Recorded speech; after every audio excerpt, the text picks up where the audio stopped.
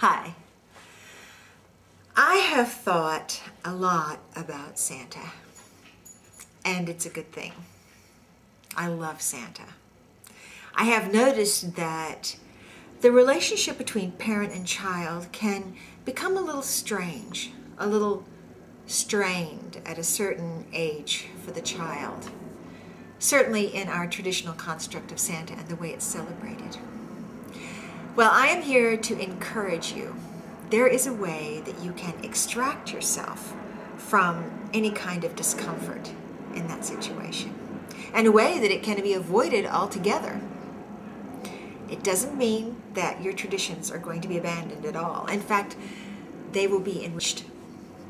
Santa will become more magical, and your relationship with your child will be the kind of relationship you want to continue.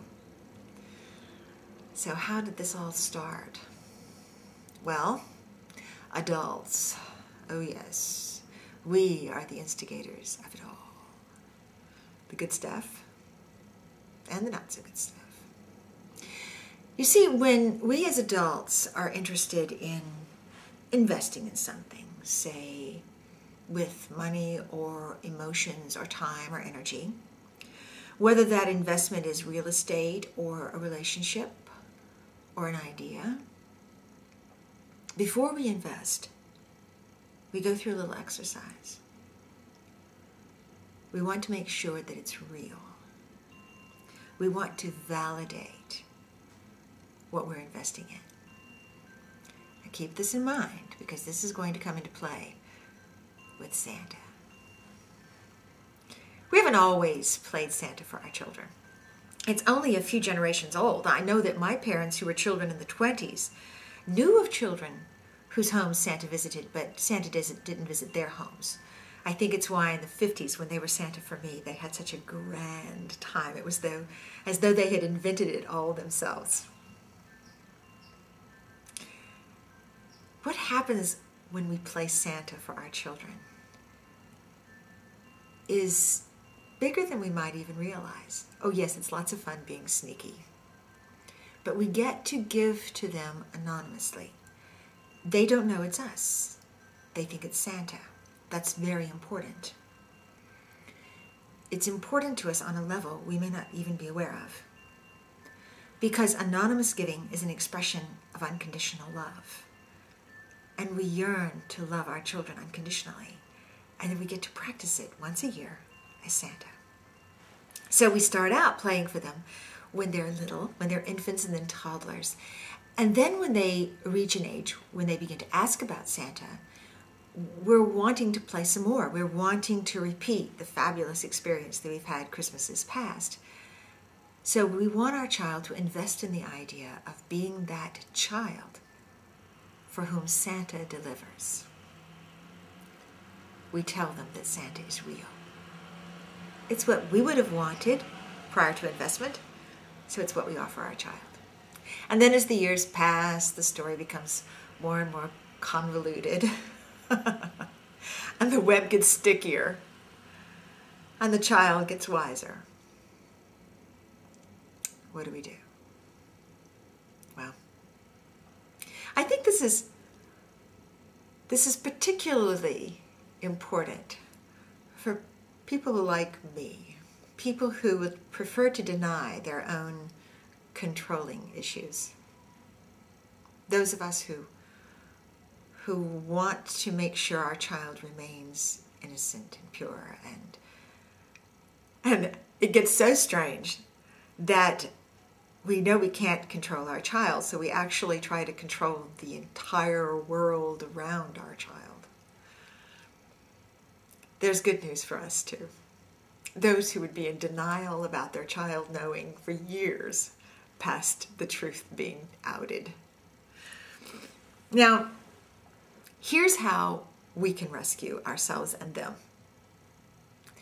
We can go back to what it really is, the truth, that Santa is a story. You see, children don't need to invest in something as real. They make everything real. Everything is already real to a child. their stuffed animals, their toys, the books they read, the stories they hear. They climb inside them. That's why they have monsters under their beds, and they know there are fairies in the flowers. They know these things to be true. I think it's one reason we like playing Santa, because we want to feel caught up in that kind of magic too. From the beginning, that's all they needed, was the story. When we hand them a doll, we don't feel the need for them to invest in the doll the way we need them to invest in Santa. So we just give them the doll, and they instinctively make it into a baby in their mind and in their reaction to it. They can move in and out of the story safely. And then as they become older and they begin to understand the difference between what is fact and living in that imaginal realm, then the segue is graceful and fluid. And we aren't caught like the wizard behind the curtain trying to convince them of something that is indeed not true. When Santa, being magical and imaginary, is even more fun. When a doll is not a real baby, it's more fun. If it were a real baby, then there would be responsibility attached and 24/7 attention necessary. Whereas because it is an imagined baby, it can be any age. It can be old enough for school. It can be capable of conversation. It could play mommy to another doll. The Santa story is more fun for a child, a story. Well, think about it. The way we offer Santa to a child, they only have one role to play, and that is the child who's expecting presents. They make their list, and the better they get at it, the longer the list gets, and the more greedy they become.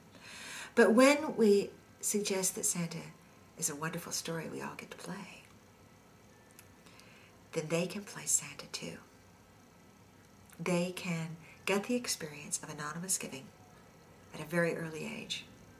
My own 3-year-old daughter taught me this. There's more about that in the book.